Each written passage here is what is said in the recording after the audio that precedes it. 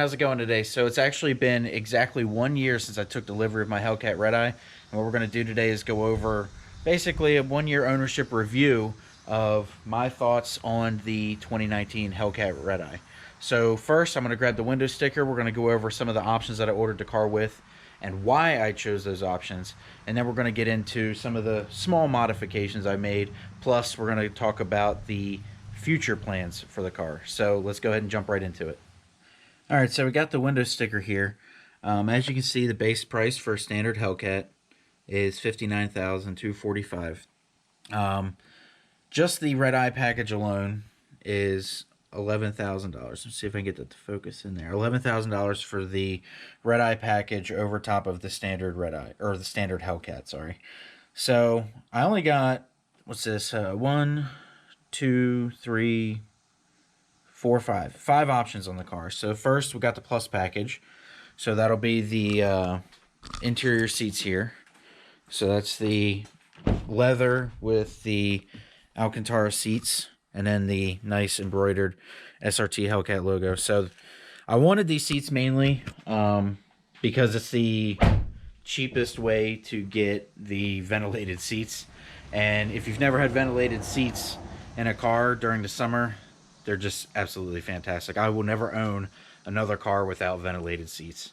Both the Charger and the Durango have ventilated seats, and I'm not going back.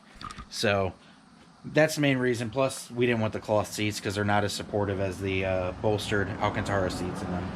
So moving on, rear seat delete group for $1. So I knew when I got the car that it's mainly going to be a drag racing car, which is most of the content you see on this channel. So I will go ahead and show you guys what the rear seat delete option looks like. Let's get the seat moved forward. So hopefully you can see with the lighting, but this is the rear seat delete option.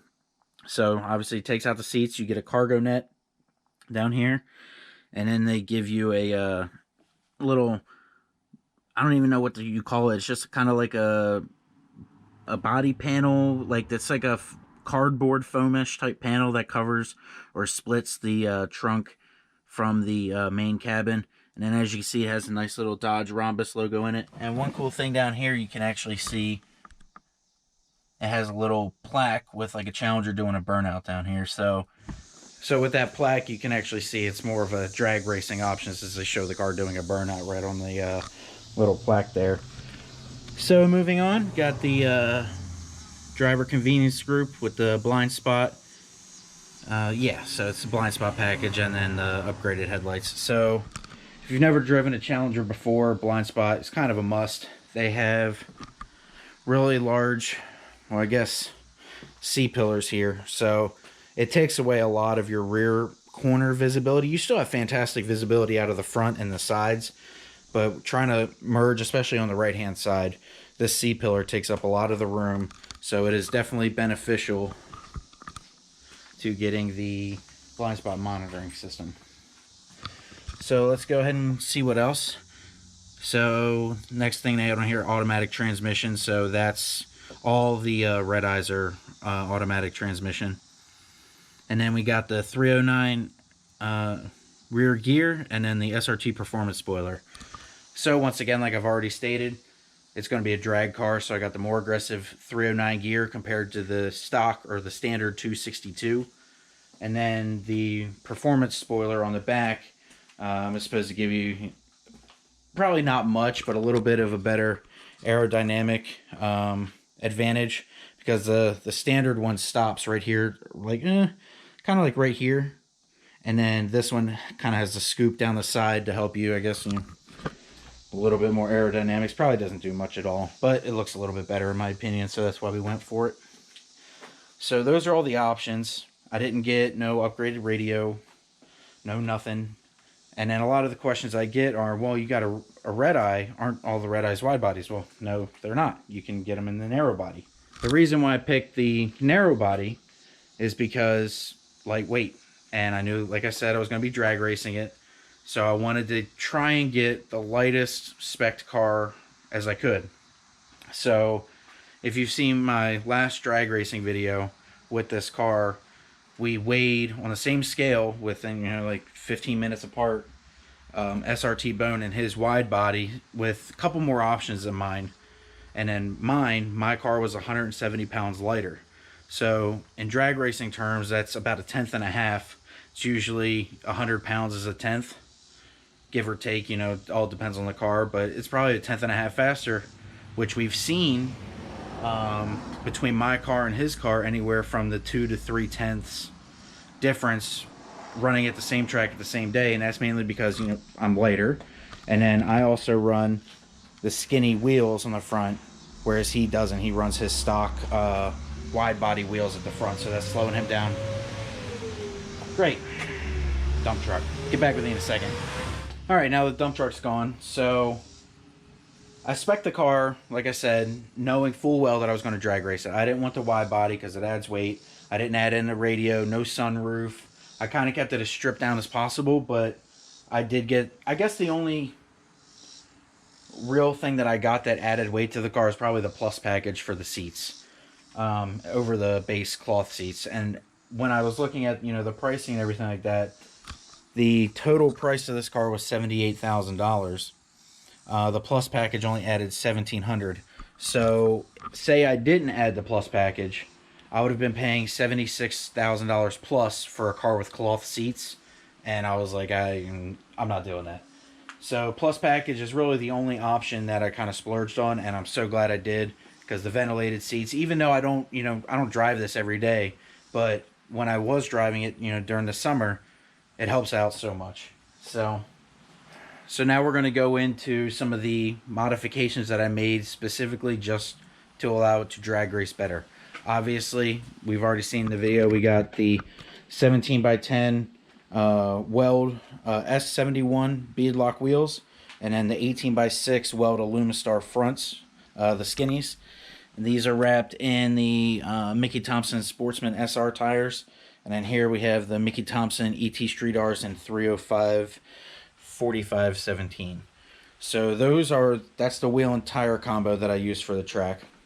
In order to get these wheels to work, so there's kind of a, we'll say in the Dodge community, there's kind of a disagreement on whether you need to use the shortened sway bar end links. I have them on this car. I'll put a link to them in the description below, but I bought them from High Horse Performance. They just take the sway bar end link and shorten it, I think, like an inch, maybe inch and a half, and then, or maybe 2 inches.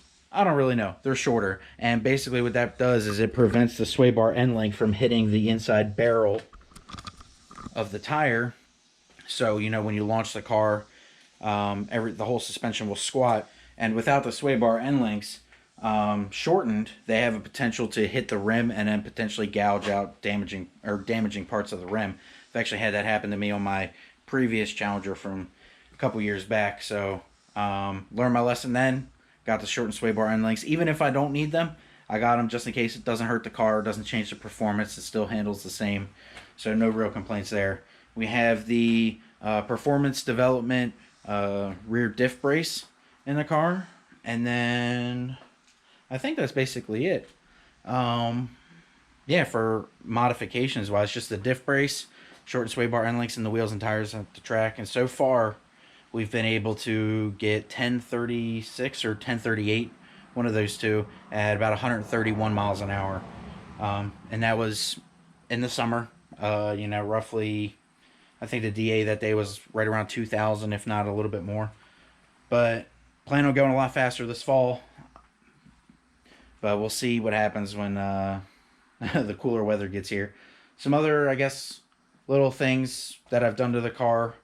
Not really little things, but we did have the front bumper, both front fenders, the whole hood, both doors, and then a little section back here in the rear bumpers. So from this line down to here, and then coming all the way back, that is all wrapped in paint protection film. And then after we had the paint protection film installed, I had the car ceramic coated. So I guess that's basically it. Other than that, the car's completely 100% stock. No tune, no exhaust. Still the stock airbox on it. So, I mean, I have no real complaints. It still Feels super powerful. When we were at Fantasy Factory Performance a couple weeks ago, it put down 700 wheel and like 680 to 690 torque, which is just it's it's a lot of power for a car that's stock. Um, I have no real complaints about it. It's just been a great vehicle. Yeah, not a single issue the entire time. I know some other buddies like SRT Bone, like I mentioned before, he's had some supercharger belt issues. I haven't had them. I've been fortunate so far. I'm sure one day they'll catch up to me. You guys have seen plenty of content on my channel of me, you know, driving it around and going to the racetrack and stuff. The exhaust videos, this car has just been, it's been everything that I could have wanted it to be.